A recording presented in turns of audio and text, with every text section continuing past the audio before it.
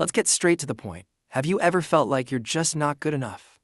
It seems like everyone around you is living their version of success, while you struggle to believe in your own worth. This feeling is incredibly common, especially in a world where social media projects perfect lives and the pressure to meet expectations can feel overwhelming. But here's an important truth. Self-confidence isn't something you're born with, it's something you build. Low self-confidence often stems from past experiences, traumas, or things we heard when we were younger.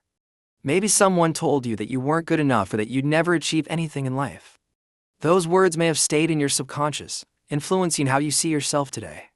But it's important to remember that these opinions are just that, opinions. They don't define who you are or what you're capable of. With daily practices and small changes in how you see yourself and interact with the world, you can boost your confidence without becoming arrogant. Today, I'm going to share 5 practical strategies that can change your life. Are you ready? Have you ever noticed how confident people move? It's almost like they have a magnet, naturally attracting attention. But it's not just luck or genetics, much of it comes from their body language. And the good news, you can learn it too. When you adopt confident posture, you not only communicate this to others, but also trick your own brain. Here's how it works. Your body sends signals to your brain saying, "I'm in control," and your brain responds by increasing feelings of confidence. Let's see how to step out of your comfort zone. Posture, whether you're sitting or standing, keep your shoulders back and your chin slightly raised. Not only does this improve confidence, but it also enhances your health by relieving neck and back pain. Eye contact. Confident people look others in the eye when they're speaking. You don't need to stare, but aim to maintain eye contact for about 70% of the conversation. This conveys security and interest. Smile. A genuine smile is a powerful tool. It creates instant connections and helps reduce your own stress levels. Bonus challenge. Use the mirror. Before leaving the house, practice in front of a mirror. Look at yourself, adjust your posture, and smile. You'll feel more prepared to face the day. Your comfort zone is like a cozy blanket, pleasant, but it keeps you from exploring the world. Self-confidence grows when you challenge yourself by gradually facing small social discomforts. If you avoid social interactions because you fear being judged or making mistakes, know that this fear is common. But avoiding these situations only reinforces insecurity. You need to expose yourself, step by step, to gain practice and build confidence. Start small. Greet a neighbor you usually ignore or ask a casual question to a cashier at the supermarket. Record your experiences after each interaction. Note how you felt. You'll notice that, most of the time, responses are positive or neutral. Repeat. The more you repeat these interactions, the more natural they'll feel. As your confidence grows, move on to bigger challenges, like speaking up in a meeting or attending social events. Each step forward strengthens your self-confidence. One of the traps of low self-confidence is focusing only on what went wrong. You end the day thinking about what you didn't accomplish instead of recognizing the small victories you achieved.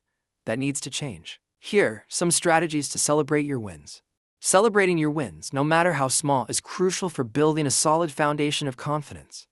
When you acknowledge your progress, you're telling your brain, "I am capable." Write down your daily accomplishments. It doesn't have to be anything grand. It could be spoke in public for the first time or finally organize my desk. Treat yourself to something special after a big effort. It could be a piece of chocolate, watching a movie, or simply taking time to relax. Tell friends or family members who support you about your accomplishments.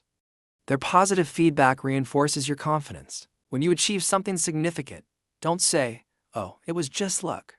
Recognize the effort you put into it. Celebrating your wins also helps create a cycle of positivity. The more you recognize your abilities, the more motivated you'll feel to face new challenges. We all make mistakes, but how we deal with them defines our growth. If you see your mistakes as proof of incompetence, you're sabotaging yourself. But if you view them as lessons, they become stepping stones to success. How to reframe failure. Accept that mistakes are part of life. Even the greatest minds failed before they succeeded. Albert Einstein, for example, was considered slow as a child. Today, his name is synonymous with genius. Ask yourself, what can I learn from this? Every failure contains a valuable lesson, whether it's improving your skills or adjusting your approach. Practice self-compassion. Stop blaming yourself excessively. Imagine what you'd say to a friend in the same situation, and say that to yourself. Visualize the future. When something goes wrong, ask yourself, will this matter in 5 years? Most mistakes are irrelevant in the long term. Practical exercise, learning journal. Whenever something goes wrong, write down. What happened? How did you react? What did you learn? What would you do differently next time? This process helps turn mistakes into growth opportunities. How many times have you opened Instagram and thought, that person's life is so perfect, and mine isn't? Constantly comparing yourself to others is a dangerous trap that destroys self-esteem. What you see on social media is an edited version of people's lives. You're comparing your behind the scenes to someone else's highlight reel. It's unfair and, frankly, unhealthy. Let's see some strategies to reduce comparisons. Control your social media consumption. Set specific times to access social media and avoid mindless scrolling. Focus on your own journey. Aim to be 1% better than you were yesterday. This keeps your attention on personal progress rather than comparisons. Embrace your uniqueness. Recognize that your story, skills, and perspectives are unique. The world doesn't need another copy, it needs you. Practice gratitude. Whenever you feel envy or discouragement from comparing yourself to someone else's life, stop and list 3 things you're grateful for. Remember, the only comparison that matters is between who you are today and who you want to be in the future. Boosting your self-confidence isn't about achieving unattainable perfection or impressing others. It's about accepting who you are and celebrating your constant progress. The 5 practices we've shared here are like bricks that, together, build a solid foundation of self-esteem. Now, the ball is in your court. Choose one of these practices and start today. Which will it be? Improving your posture? Facing a small social challenge? Celebrating your achievements? It doesn't matter where you begin, the important thing is to take the first step. If these tips helped you, share in the comments which one you'll try first. And don't forget to send this video to a friend who could also use a confidence boost. Let's spread this message together. See you next time.